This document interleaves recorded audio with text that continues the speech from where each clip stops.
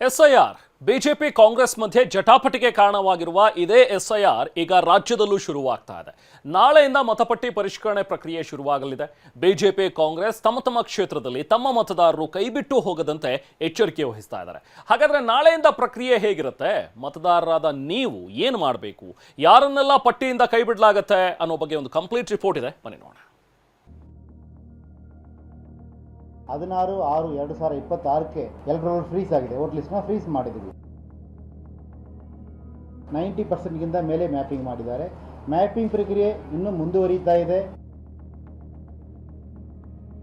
ನಾಳೆಯಿಂದ ರಾಜ್ಯಾದ್ಯಂತ ಮತಪಟ್ಟಿ ಪರಿಷ್ಕರಣೆ.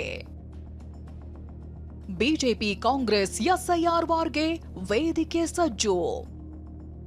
ಎಸ್ಐಆರ್ ಮತಪಟ್ಟಿ ಪರಿಷ್ಕರಣೆ. ಪಶ್ಚಿಮ ಬಂಗಾಳ, ಬಿಹಾರ, ಕೇರಳದಲ್ಲಿ ನಡೆದಿದ್ದ ಮತಪಟ್ಟಿ ಪರಿಷ್ಕರಣೆ ಇದೀಗ ರಾಜ್ಯದಲ್ಲೂ ಆರಂಭವಾಗಿದೆ. ನಾಳೆಯಿಂದ ಕರ್ನಾಟಕ ಸೇರಿ 16 ರಾಜ್ಯಗಳು, 3 ಕೇಂದ್ರಾಡಳಿತ ಪ್ರದೇಶಗಳಲ್ಲಿ ಎಸ್ಐಆರ್ ನಡೆಯಲಿದೆ. 59,000 ಬಿಎಲ್ಒಗಳು ನಾಳೆಯಿಂದ ಮತಪಟ್ಟಿ ಪರಿಷ್ಕರಣೆ ಆರಂಭಿಸಲಿದ್ದಾರೆ. 1,88,00,000 ಮನೆಗಳಿಗೆ ಭೇಟಿ ನೀಡಲಿದ್ದಾರೆ. 5,54,00,000 ಮತದಾರರಿದ್ದು ಈಗಾಗಲೇ 5,07,00,000 ಮತದಾರರ ಮ್ಯಾಪಿಂಗ್ ಪೂರ್ಣಗೊಂಡಿದೆ. 46 ಲಕ್ಷ ಮ್ಯಾಪಿಂಗ್ ಬಾಕಿ ಇದೆ. ಮ್ಯಾಪಿಂಗ್ ಮುಗಿಸಿ ಪರಿಷ್ಕರಣೆಗೆ ಸಜ್ಜಾಗಿರುವ ಕೇಂದ್ರ ಚುನಾವಣಾ ಆಯೋಗ ನಾಳೆಯಿಂದ ಮನೆ ಮನೆ ಸಮೀಕ್ಷೆ ನಡೆಸಲಿದೆ. ನಾಳೆಯಿಂದ ಬಿಎಲ್ಒಗಳು ನಿಮ್ಮ ಮನೆಗಳಿಗೆ ಬರ್ತಾರೆ. ನೇರಳೆ ಬಣ್ಣದ ಸ್ಟಿಕ್ಕರ್ ಅಂಟಿಸಿ ನಿಮಗೆ ಎನ್ಯುಮರೇಷನ್ ಫಾರ್ಮ್ ನೀಡ್ತಾರೆ. ಫಾರಂ ಭರ್ತಿ ಮಾಡಿ, ಸಹಿ ಮಾಡಿ ನೀವು ವಾಪಸ್ ನೀಡಬೇಕು. ಅದನ್ನ ಡಿಜಿಟಲೀಕರಣಕ್ಕೆ ರವಾನಿಸಲಾಗುತ್ತೆ. ನೀವು ಮನೆಯಲ್ಲಿ ಲಭ್ಯವಿಲ್ಲದಿದ್ರೆ 3 ಬಾರಿ ಭೇಟಿ ನೀಡ್ತಾರೆ. ಮನೆಗೆ ಬೀಗ ಹಾಕಿದ್ರೆ ಕೆಂಪು ಬಣ್ಣದ ಸ್ಟಿಕ್ಕರ್ ಅಂಟಿಸ್ತಾರೆ. ನಾಳೆಯಿಂದ ಪರಿಷ್ಕರಣೆ ವೇಳೆ ಬಿಎಲ್ಒಗಳಿಗೆ ಯಾವುದೇ ದಾಖಲೆ ನೀಡುವ ಅಗತ್ಯ ಇಲ್ಲ. ಆದರೆ ಮತದಾರರ ಕರಡು ಪ್ರತಿ ಪ್ರಕಟವಾದ ಬಳಿಕ ವ್ಯತ್ಯಾಸ ಕಂಡು ಬಂದ್ರೆ ಅಂತವರಿಗೆ ಆಯೋಗ ನೋಟಿಸ್ ನೀಡುತ್ತೆ. ನೋಟಿಸ್ ಪಡೆದ ಮತದಾರರು ಮಾತ್ರ ಆಗಸ್ಟ್ 5 ಬಳಿಕ ದಾಖಲೆ ನೀಡಬೇಕು.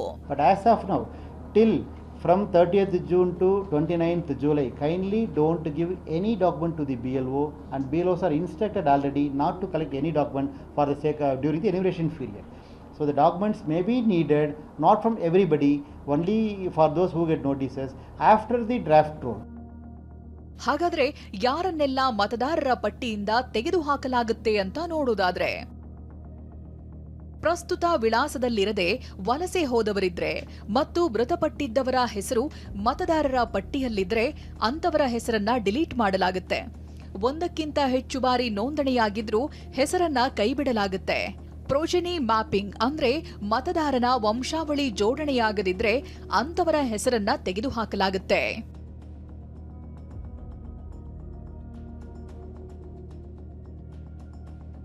ಎಸ್ಐಆರ್ ಮೇಲೆ ಹದ್ದಿನ ಕಣ್ಣಿಟ್ಟ ಬಿಜೆಪಿ ಕಾಂಗ್ರೆಸ್. ಇನ್ನು ರಾಜ್ಯ ಕಾಂಗ್ರೆಸ್ ಎಸ್ಐಆರ್ ಪ್ರಕ್ರಿಯೆ ಕುರಿತಾಗಿ ಎಚ್ಚರಿಕೆ ಹೆಜ್ಜೆ ಇಟ್ಟಿದೆ. ಶಿವಮೊಗ್ಗ ನಗರದ ಗೋಪಿ ವೃತ್ತದಲ್ಲಿ ಜಾಗೃತಿ ಮೂಡಿಸಲಾಗಿದೆ. ಇನ್ನು ಮತದಾರರ ಪಟ್ಟಿ ಪರಿಷ್ಕರಣೆ ಬಗ್ಗೆ ಮಾತನಾಡಿರೋ ಪ್ರಿಯಾಂಕ್ ಖರ್ಗೆ ಕೆಲವೊಂದು ಪ್ರಶ್ನೆ ಕೇಳಿದ್ವಿ, ನಮಗೆ ಉತ್ತರ ಬಂದಿಲ್ಲ ಅಂದ್ರು.